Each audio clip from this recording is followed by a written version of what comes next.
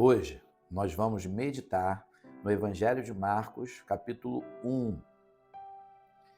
Vamos ler do versículo 1 até o 6. João Batista revela o caminho.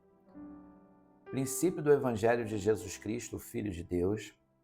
Como está escrito nos profetas: eis que eu envio o meu anjo ante a tua face, o qual preparará o teu caminho diante de ti.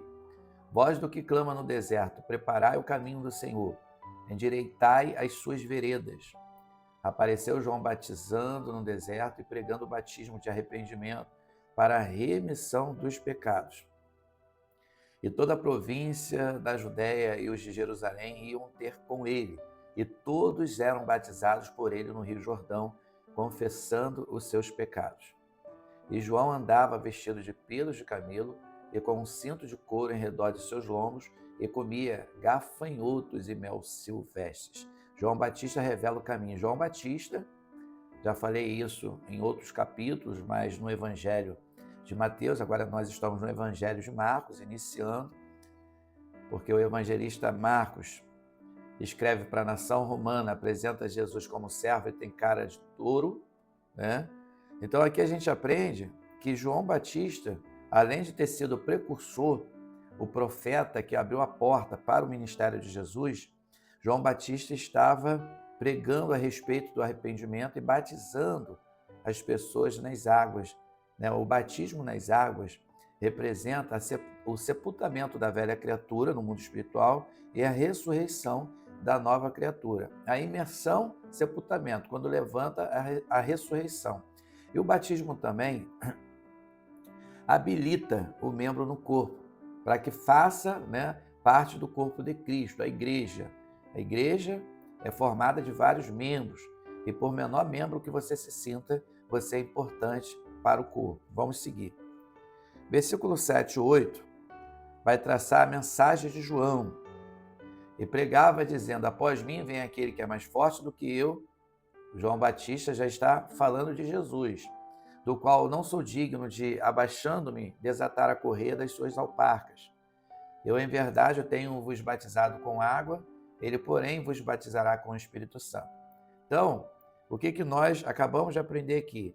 Que João Batista, ele estava dizendo que ele batiza com água, né? O batismo nas águas. Mas vai vir um, né, que é maior do que ele, que vos batizará com o Espírito Santo. Então, o próprio João Batista reconhece a soberania de Jesus Cristo. No versículo 9 até 11, Jesus é batizado. E aconteceu naqueles dias que Jesus, tendo ido de Nazaré da Galileia, foi batizado por João no Jordão. Então, quem que batizou Jesus? João Batista. Porque João Batista, nós já aprendemos isso também em outros vídeos, ele foi o primeiro profeta após os 400 anos de silêncio, que foi o período interbíblico. Foram 400 anos em silêncio, que Deus não falava com ninguém. Então, versículo 10. E logo que saiu da água, viu os céus abertos e o Espírito que, como pomba, descia sobre ele. Ou seja, Jesus sendo batizado, representando Deus Filho, né? O Espírito, como pomba, descendo sobre ele, Deus, Espírito Santo. E ouviu-se uma voz dos céus que dizia: tu és o meu filho amado, em quem me comprazo. Aqui é Deus Pai. Então a gente vê aqui a trindade: Pai, Filho e Espírito Santo. Olha que interessante. Deus, ele é tremendo. E aqui o evangelista Marcos, ele destaca as três pessoas distintas, porém numa só essência. A essência é uma só. Deus é um só, né? Revelado na pessoa do Pai, do Filho e do Espírito Santo. Vamos seguir. Jesus é tentado, do versículo 12, 13. Logo o Espírito o impeliu para o deserto. E ali esteve no deserto 40 dias, tentado por Satanás, e vivia entre as feras, e os anjos o serviam. Olha que interessante, Jesus primeiro vai se batizar, para depois ir para o deserto. Jesus estava se preparando, né, humanamente, porque Jesus era 100% homem, 100% Deus, para poder enfrentar o seu ministério. Então Jesus se batiza, vai para o deserto, fica 40 dias no deserto, mas os anjos de Deus, né, estavam ali servindo Jesus. Os anjos estavam servindo Jesus, que também é Deus, o Deus Filho. Versículo 14 até o 20, Jesus convoca seus discípulos.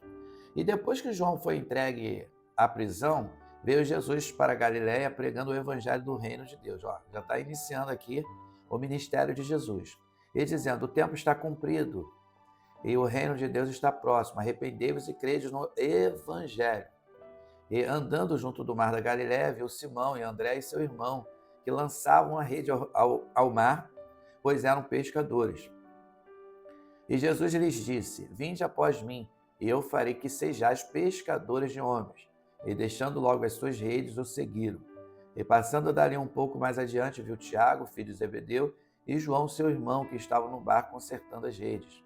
E logo os chamou, e eles, deixando o seu pai Zebedeu no barco com os jornaleiros, foram após ele. Nós estamos aqui aprendendo Jesus montando a sua equipe de trabalho, os apóstolos, né? Os futuros apóstolos. Jesus estava falando do plano de salvação, preparando homens para poder assumir uma missão, uma vocação, um chamado. Versículo 21 até o 28, Jesus ensina na sinagoga. Entraram em Cafarnaum e logo no sábado, indo eles à sinagoga, ali ensinava. E maravilharam-se da sua doutrina, ou seja, dos ensinamentos de Jesus, porque os ensinava como tendo autoridade, não como os escribas. E estava na sinagoga deles um homem com um espírito imundo, o qual exclamou, dizendo, que temos contigo, Jesus Nazareno? Vieste destruir-nos? Bem sei que és o santo Deus. E repreendeu Jesus, dizendo, cala-te e sai dele. O próprio adversário reconhece a autoridade que está em Jesus, a autoridade que está em nós no nome de Jesus. Então o espírito imundo, convulsionando e clamando com grande voz, saiu dele. Ou seja, Jesus tem todo o poder sobre os céus e sobre a terra. Ele tem autoridade no mundo espiritual.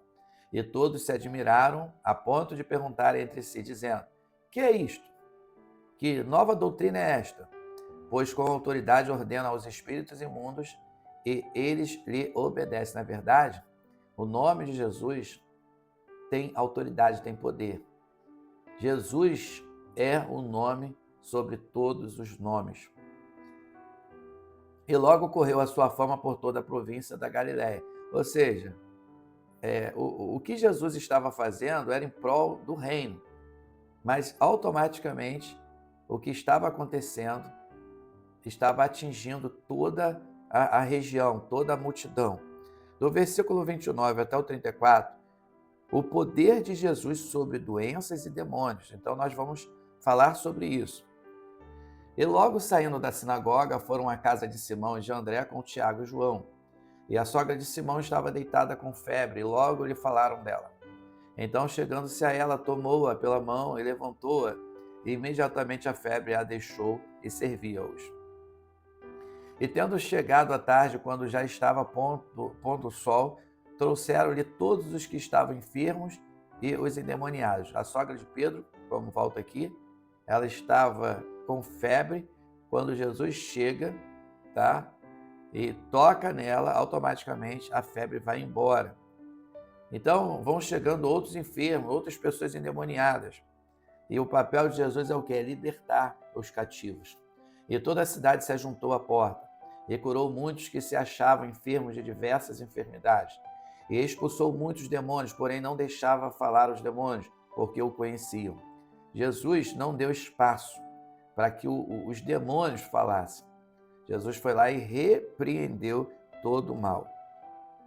Do 35 até o 39, Jesus retira-se para orar. E levantando-se de manhã muito cedo, fazendo ainda escuro, saiu e foi para um lugar deserto e ali orava. E seguiram-no Simão e os que com ele estavam. E achando-o, lhe disseram todos os que te buscam. E ele lhes disse, vamos às aldeias vizinhas, para que eu ali também pregue, porque para isso vim. e pregava nas sinagogas deles por toda a Galiléia e expulsava os demônios.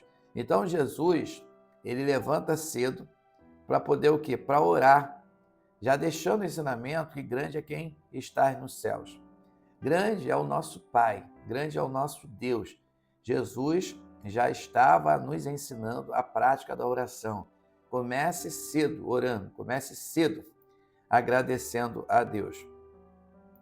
Do versículo 40 até o último versículo, que é o 45, a cura do leproso que creu. Então, para poder ser curado, precisa crer. E aproximou-se dele um leproso que, rogando-lhe e pondo-se de joelhos diante dele, lhe dizia: se queres, bem podes limpar-me. E Jesus, movido de grande compaixão, estendeu a mão e tocou e disse-lhe: quero ser limpo. Olha que interessante.